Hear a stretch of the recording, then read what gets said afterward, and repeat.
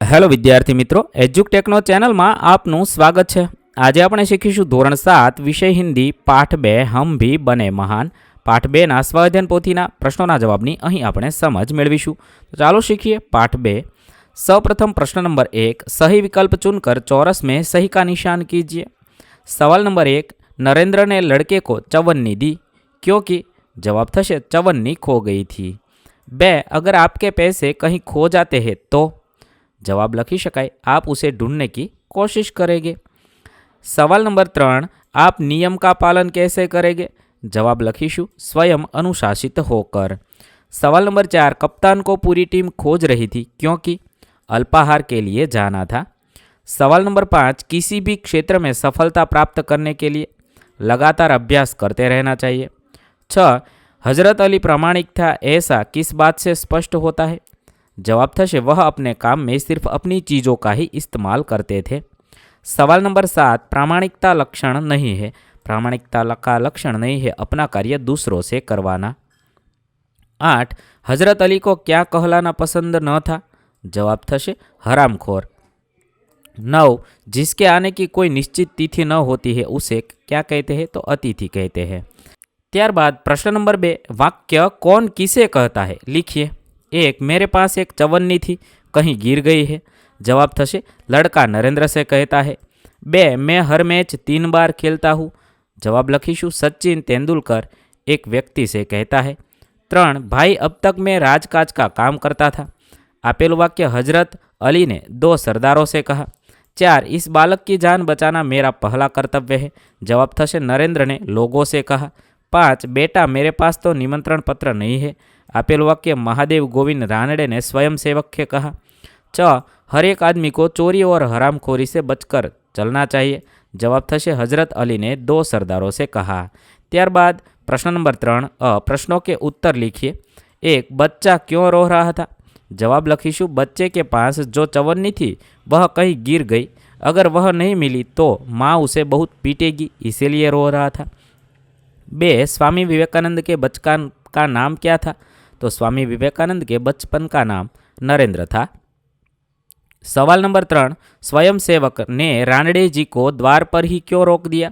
जवाब लखीशु रानड़े जी के पास निमंत्रण पत्र नहीं था इसीलिए स्वयं सेवक ने उन्हें द्वार पर ही रोक दिया।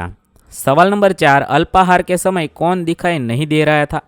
अल्पाहार के समय क्रिकेट टीम का कप्तान नहीं दिखाई दे रहा था। सवाल नंबर 5, हजरत अली कैसे इंसान थे? हजरत अली प्रामाणिक इंसान थे। प्रश्न नंबर 3 ब, प्रश्नों के उत्तर लिखिए। सवाल नंबर 1, लोगों की बात सुनकर नरेंद्र ने क्या कहा? जवाब में लखी शकाय लोगों की बातें सुनकर नरेंद्र ने कहा कि मेरा शिवलिंग तो साधारण मिट्टी का था। बालक की जान बचाने में वह टूट गया तो क्या हुआ? शिवलिंग को बचाने की अपेक्षा इस बालक की जान बचाना मेरा पहला कर्तव्य था।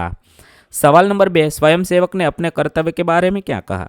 जवाब में लखीशु स्वयंसेवक ने कहा कि यदि स्वागत समिति के सदस्य ही रोड़ा अटकाएंगे तो फिर मैं अपना कर्तव्य कैसे निभा सकूँगा? कैसे भी अतिथि कोई भी अतिथि हो उसके पास निमंत्रण पत्र होना ही चाहिए। भेदभाव की नीति मुझसे नहीं बह सकती। 3, हजरत अली ने सरदारों को मोमबत्तियाँ के बारे में क्या बताया? हजरत अली ने दोनों सरदारों से मोमबत्तियों के बारे में कहा कि जब तक वे राजकाज करते थे तब तक उन्होंने राज के मोमबत्ती जलाई। जब उन्होंने निजी काम शुरू किया तब राज की मोमबत्ती बुझा दी और अपनी मोमबत्ती जलाई। 4, कोच, मैनेजर और साथी खिलाड़ी क्यों दंग रह गए? क्रिकेट टीम का कप्तान अपने रूम के गैलरी में एक हाथ से गेंद दीवार पर फेंक रहा था और जब उससे टकराकर वह वापस आती थी तो दूसरे हाथ से गेंद को बल्ले से खेलता था। क्रिकेट के प्रति टीम के कप्तान का ऐसा लगाव देखकर सभी दंग रह गए। 5, राजकाज का काम किस प्रकार अच्छी तरह से चलता है? हजरत अली राजकाज के लिए राज की मोमबत्ती जलाते थे और निजी काम के लिए निजी मोमबत्ती जलाते थे। निजी काम के लिए राज की मोमबत्ती जलाना उनकी नज़र में चोरी और हराम खोरी थी। ऐसी प्रामाणिकता रखी जाए तो राजकाज अच्छी तरह चल सकता है। प्रश्न नंबर 3 क, प्रश्नों के उत्तर दीजिए। 1, मुख्य अतिथि को द्वार पर ही रोक देना सही था क्यों? समारोह में प्रवेश उन्हीं को दिया जाता था जिनके पास निमंत्रण पत्र था। मुख्य अतिथि भले सम्मानीय व्यक्ति थे, परंतु उनके पास निमंत्रण पत्र नहीं था, इसलिए नियम के अनुसार उन्हें द्वार पर रोक देना सही था। 2. आपको कहाँ कहाँ पर भेदभाव की नीतियाँ दिखाई देती है? हमारा समाज भेदभाव की नीति से अब भी मुक्त नहीं है। परिवार में बेटा बेटी का, समाज में अमीर गरीब का, ऊंच नीच का, जाति पाति का भेद देखा जाता है। सरकारी और निजी कार्यालयों में वरिष्ठ और कनिष्ठ के बीच भेदभाव की नीति दिखाई देती है।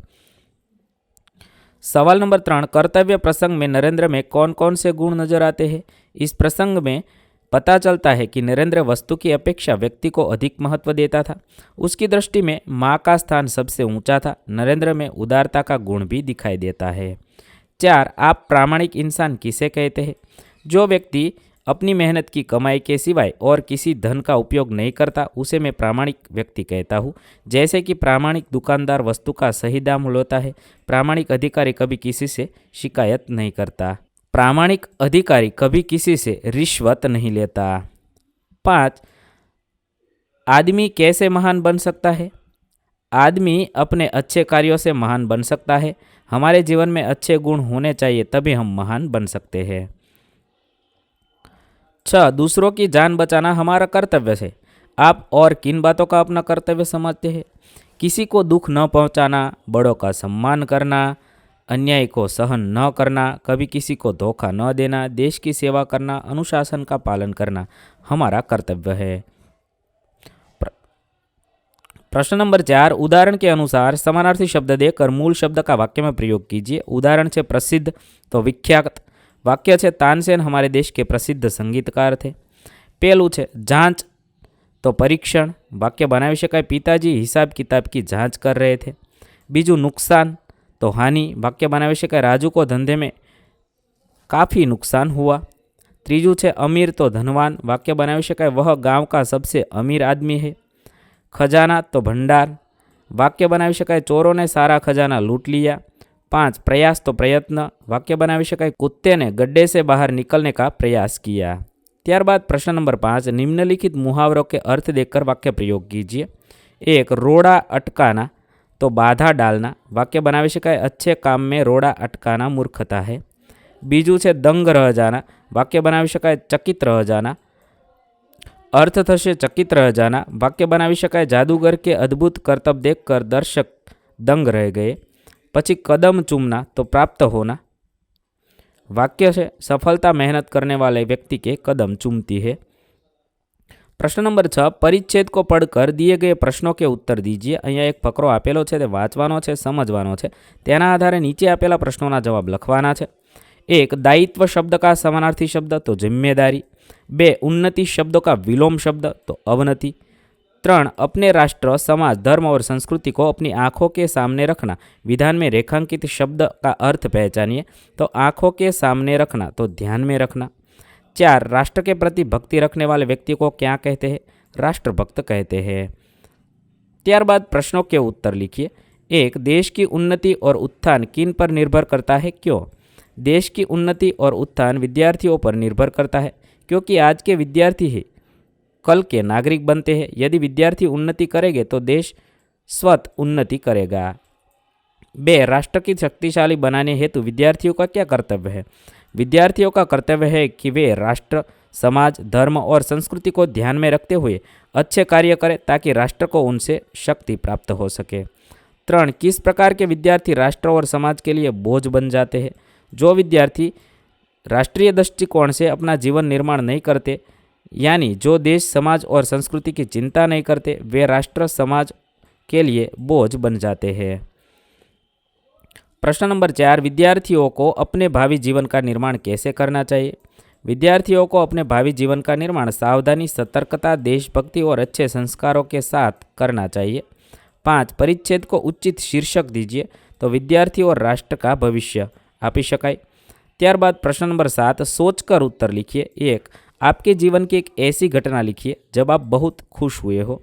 एक बार हमारी कक्षा में भाषण प्रतियोगिता रखी गई थी। मैंने बहुत अभ्यास किया था और मन में थोड़ी घबराहट भी थी। प्रतियोगिता के दिन मैंने आत्मविश्वास से भाषण दिया।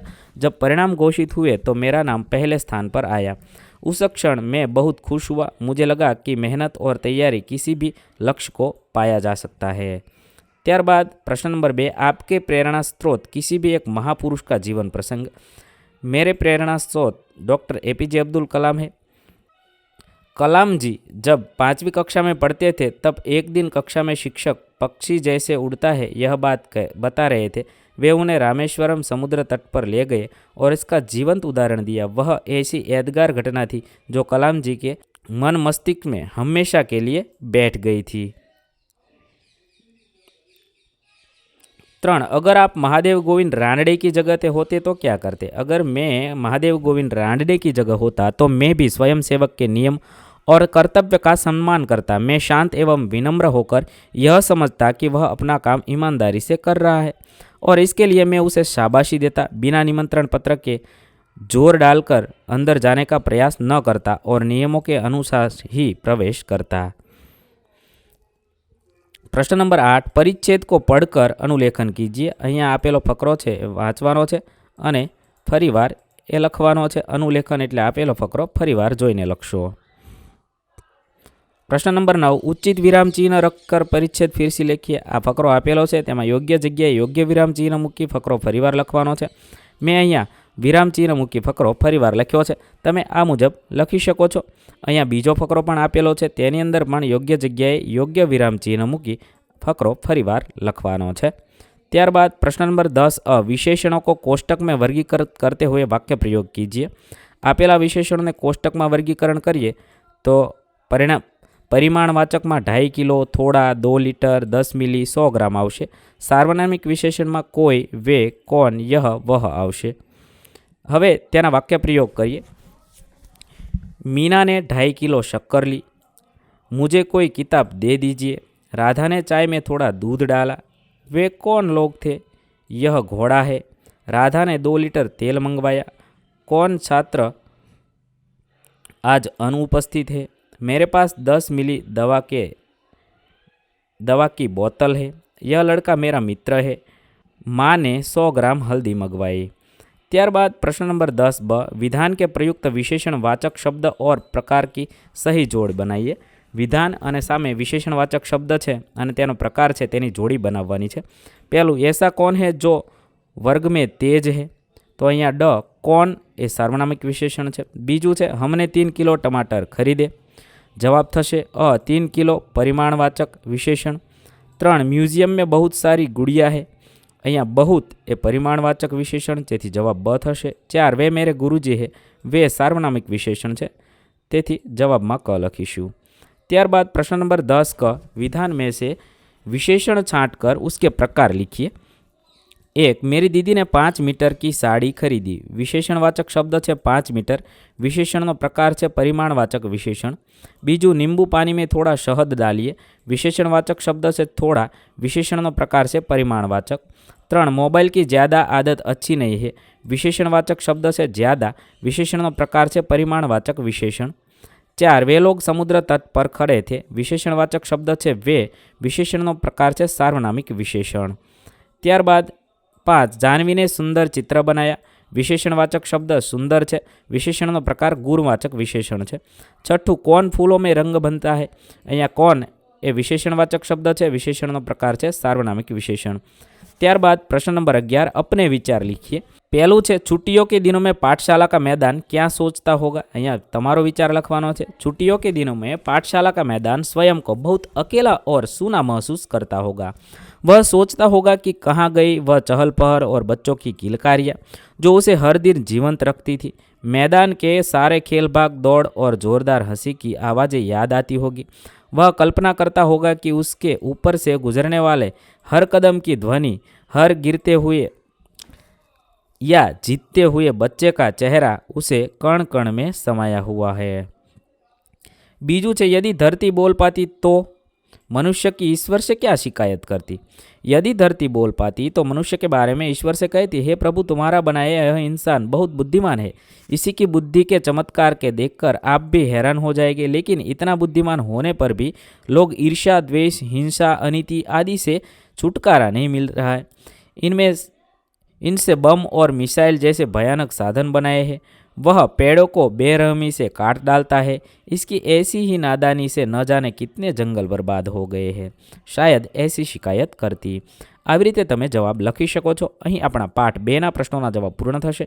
વિદ્યાર્થી મિત્રો, ધોરણ 7ના હિન્દી વિષયના તમામ પાઠના પ્રશ્નોના જવાબના વિડીયો આપણી ચેનલ પર ઉપલબ્ધ છે, જે તમે ધોરણ 7 હિન્દી સ્વાધ્યાયન પોથી નામના પ્લેલિસ્ટમાંથી મેળવી શકો છો। પ્લેલિસ્ટની લિંક વિડીયોના ડિસ્ક્રિપ્શનમાં આપેલી છે, તથા જો તમારે તેની પીડીએફની જરૂર હોય તો તે તમે આપણી એપ્લિકેશન પરથી મેળવી શકો છો। એપ્લિકેશનની લિંક પણ વિડીયોના ડિસ્ક્રિપ્શનમાં આપેલી છે। વિદ્યાર્થી મિત્રો, આપેલા વિડીયોની જો તમારે પીડીએફની જરૂર હોય તો તમે આપણી એપ્લિકેશન સ્માર્ટ સાથી પરથી મેળવી શકશો। વિદ્યાર્થી મિત્રો, આપણી એપ્લિકેશન સ્માર્ટ સાથી પ્લે સ્ટોરમાં આવી ગઈ છે, જેની અંદર તમે બધા વિભાગ જોઈ શકો છો। તેની અંદર વિવિધ ધોરણ છે। ધોરણ ઉપર ક્લિક કરતા વિવિધ વિષય ખુલશે। વિષય ઉપર ક્લિક કરતા તેની અંદર આવતા પાઠ ખુલશે। તેની અંદરથી તમે પાઠ્યપુસ્તક પણ ડાઉનલોડ કરી શકો છો। તેની અંદર આપેલા પાઠમાં ક્લિક કરતા તમે પાઠની પીડીએફ, સ્વાધ્યાયની પીડીએફ, સ્વાધ્યાયન પોથીની પીડીએફ, પાઠના વિવિધ વિડીયોઝ, સ્વાધ્યાયના વિડીયોઝ, સ્વાધ્યાયન પોથીના વિડીયોઝ બધું જોઈ શકો છો અને ડાઉનલોડ પણ માત્ર એક ક્લિકમાં કરી શકો છો। વિદ્યાર્થી મિત્રો, આપણી એપને સપોર્ટ કરજો, ડાઉનલોડ કરજો।